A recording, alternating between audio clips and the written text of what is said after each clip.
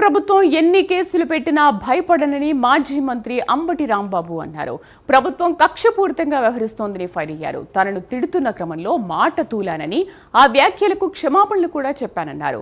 పశ్చాత్తాపపడినా వదిలిపెట్టలేదని అంబటి అన్నారు. 7 గంటల పాటు తన ఇంటిపై దాడి చేశారన్నారు. పోలీసులు, గుండాలు కలిసి దాడి చేశారని ఆరోపించారు. పూర్తి సమాచారం కరెస్పాండెంట్ రవికృష్ణ అందిస్తారు. రవికృష్ణ,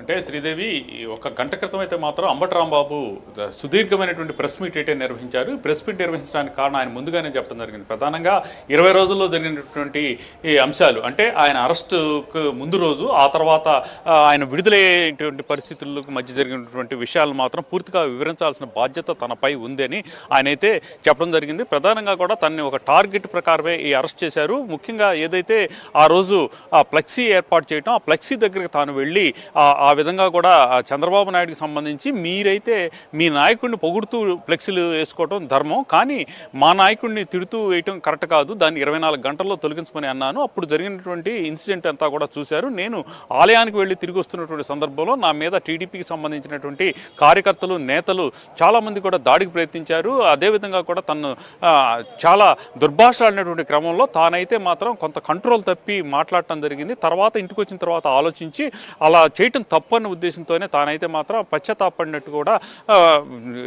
మీడియా ముందు చెప్పినప్పటికీ తను టార్గెట్ చేసి ఎవరైతే ఇక్కడ ఉన్నటువంటి కేంద్ర మంత్రి అయినటువంటి పెమ్మసాని చంద్రశేఖర్ ఉన్నారో ఆయన ఆధ్వర్యంలో పూర్తి స్థాయిలో కూడా దాడి జరిగింది. పోలీసులు దగ్గరుండి కూడా తన ఇంటి మీద, తన మీద దాడి చేయించేందుకు ప్రయత్నించారు. అదేవిధంగా వందల కొద్దీ ఎవరైతే టీడీపీకి సంబంధించినటువంటి కార్యకర్తలు వచ్చినా కూడా పోలీసులు వాళ్ళకి ప్రొటెక్షన్ కల్పించారు.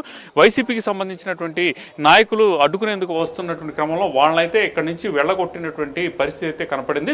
ఎస్పీ సైతం కూడా ఇక్కడ జరుగుతున్నటువంటి విషయాలని శాంతి భద్రతలు పరిరక్షించడానికి ఆయనైతే మాత్రం ఒక బాధ్యతాయుతంగా వచ్చినటువంటి క్రమంలో ఆయనకి సీఎం ఆఫీస్ నుంచి ఫోన్ రావడంతో ఆయన అక్కడి నుంచి వెళ్ళిపోయాడని చెప్పడం జరిగింది. అదేవిధంగా కూడా తనని కాపు నాయకుడు కాదని ఎలా అంటారు, నేను కాపు ఉద్యమాలకు సంబంధించిన చాలా విషయాల్లో కూడా తాను గళమెత్తానని చెప్పి, ముద్రగడ పద్మనాభం అరెస్టుకు సంబంధించిన విషయంలో కూడా తాను హైదరాబాద్లో జరిగిన మీటింగ్లో పాల్గొన్నానని చెప్పి చెప్పడం జరిగింది. అదేవిధంగా కూడా చిరంజీవి కూడా నాడు జరిగినటువంటి సభ ఏదైతే ఉందో దానికి వచ్చి పాల్గొన్నారు. కానీ ఇప్పుడు అంటున్నటువంటి డిప్యూటీ సీఎం పవన్ కళ్యాణ్ కానీ, ఆయన సోదరుడు అయినటువంటి నాగబాబు కానీ ఆ రోజు ఎక్కడున్నారు అని ఆయన ప్రశ్నించారు.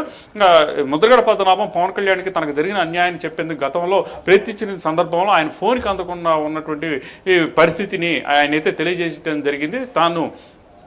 తన మీద దాడి చేయడానికి కారణం సీఎం తిడితే దాడి చేయరా అని పవన్ కళ్యాణ్ అంటారని మాత్రం తప్పుపట్టారు. అంటే గతంలో ఆయన వైసీపీ నాయకుల మీద చేసినటువంటి వ్యాఖ్యలు, తీవ్రమైన వ్యాఖ్యలు ఏవైతే ఉన్నాయో అవి జరిగినప్పుడు మేము ఏమన్నా దాడి చేశామా అని ఆయన ఏదో ప్రశ్నించిన సందర్భం అన్నిటికీ కాలమే సమాధానం చెబుతుంది. తాను 18 రోజులు కాదు 18 నెలలు ఉంచినప్పటికీ జైల్లో ఉంచినప్పటికీ కూడా తానైతే మాత్రం భయపడనని చెబుతూనే 18 రోజులు జైల్లో పెట్టి ఏది సాధించారని ఆయన సూటిగా ప్రశ్నించారు. 18 రోజులు తనకి సంబంధించి తన బట్టలు తానే ఉతుకున్నానని, తన కంచం తానే కనుక్కున్న పరిస్థితి అయితే ఉంది. కాకపోతే నేనేం బాధపడలేదు, ఎందుకంటే నాకు సంబంధించి విద్యార్థి దశలో ఉన్నటువంటి స్వీట్ మెమరీస్ అయితే ఒకసారి గుర్తు చేసుకున్నానని ఆయన స్పష్టంగా చెప్పడం జరిగింది. తాను కాపు నాయకుడు కాదని ఎలా అంటారు, నాకు కులం లేదా, చంద్రబాబు నాయుడికి సంబంధించి తిడితే కమ్మ సామాజిక వర్గానికి కోపం వచ్చినప్పుడు కాపునైనా నన్ను తిడితే కోపం రాదా, కాపు నాయకులకి కోపం రాదా అని ఆయన అయితే సూటిగా ప్రశ్నించినటువంటి పరిస్థితి అయితే కనపడింది. ప్రధానంగా కూడా ఆయనైతే మాత్రం ముఖ్యంగా కూడా భవిష్యత్తులో తాను ఏమిటో మరోసారి చూపిస్తానని అన్నారు. అదేవిధంగా కూడా తాను లేనప్పటికీ తన కుమార్తెలు అయితే మాత్రం కొడుకుకు మించి కూడా మరింతగా కూడా వాళ్ళైతే మాత్రం ఈ ప్రశ్న అడ్రస్ చేశారు. జరిగినటువంటి విషయాలను కూలంకషంగా చెప్పడంతో పాటుగా కూడా జనాలకు రీచ్ అని తన కుమార్తె, మూడో కుమార్తె యుఎస్లో ఉన్నప్పటికీ కూడా ఆమె చేసినటువంటి ఒక వీడియో కూడా వైరల్ అయింది. తన కుమార్తెను మాత్రం తనకి ఎంతో పేరు తెచ్చే విధంగా కూడా వాళ్ళైతే చేసిన పరిస్థితి అయితే కనపడిందన్నారు. కొన్ని సందర్భాల్లో మీడియా అడిగినటువంటి ప్రశ్న, మీ వారసురాలుగా కూడా మీ కుమార్తె వచ్చుద్ది అన్నటువంటి సందర్భంలో అలాంటిదేమీ లేదు, తాను ఉన్నంత వరకు తానే కొనసాగుతాను, రాజకీయాల్లో కొనసాగుతానని చెప్పారు. కాకపోతే తాను లేనప్పుడు మాత్రం తనకి ఇబ్బంది లేదని తన వాయిస్ వినిపించడానికి తన కుమార్తెలు ఉన్నారు. ఖచ్చితంగా కూడా వాళ్ళకి పొలిటికల్ ఎంట్రీ తాను లేని సమయంలోనే ఇస్తారు అనేటువంటి ఒక విషయాన్ని అయితే చెప్పడం జరిగింది.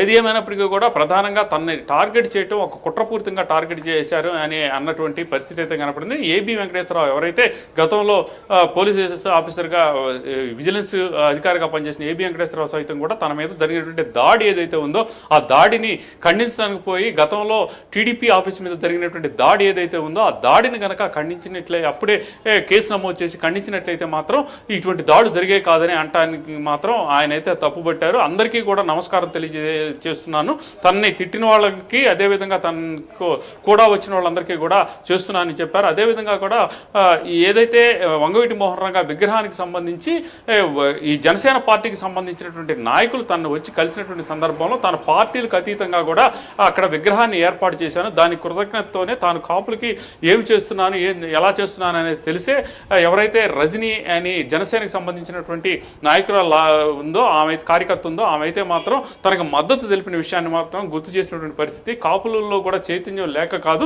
అవసరం వచ్చినప్పుడే వాళ్ళైతే మాత్రం తమ సత్తా ఏందో చూపిస్తూ ఉంటారు. చంద్రబాబుకి పవన్ కళ్యాణ్ బలం, పవన్ కళ్యాణ్కి కులమే బలం, ఇది గ్రహించాలి ఈ పవన్ కళ్యాణ్ డిప్యూటీ సీఎం పవన్ కళ్యాణ్ అని ఆయన స్పష్టంగా కూడా చెప్పినటువంటి పరిస్థితి కనపడింది. సుదీర్ఘంగా జరిగినటువంటి ఈ ప్రెస్ మీట్లు అయితే మాత్రం ప్రతి విషయాన్ని కూడా చర్చించడం జరిగింది. తన మీద ఈ భయంకరమైనటువంటి ట్రోల్ చేయటమే కాకుండా కూడా అన్పార్లమెంటరీ లాంగ్వేజ్లో మాట్లాడినటువంటి మహిళా కార్యకర్తలు ఎవరైతే ఉన్నారో వాళ్ళకి టీడీపీకి సంబంధించిన మహిళా కార్యకర్తలు వాళ్ళకి కూడా నమస్కారం చేస్తున్నాను అని సెటారికల్గా అన్నారు. వీళ్ళందరికీ కూడా మంచి బుద్ధి ప్రసాదించాలి అని ఆయన చెప్తూనే ఇలాంటి వ్యవహారాలు జరిగినప్పుడు కేవలం ఈ జరిగినటువంటి ఇష్యూని కమ్మ కాపుగా చిత్రీకరించేందుకు కూడా తీవ్రంగా ప్రయత్నించారు అని ఆయన చెప్పడం జరిగింది. ఏది ఏమైనప్పటికీ కూడా సత్యం గెలుస్తుంది. తన 18 రోజులు కాదు 18 నెలల పాటు ఉంచినప్పటికీ కూడా ఈ ఏదైతే ఈ వైసీపీకి తానైతే రాజీనామా చేయను, పార్టీ మారే ప్రసక్తే లేదు, తాను ప్రాణం ఉన్నంత వరకు కూడా వైసీపీలోనే కొనసాగుతానని తెలియజేసిన పరిస్థితి అయితే కనపడింది. Right Ravikrishna, thank you for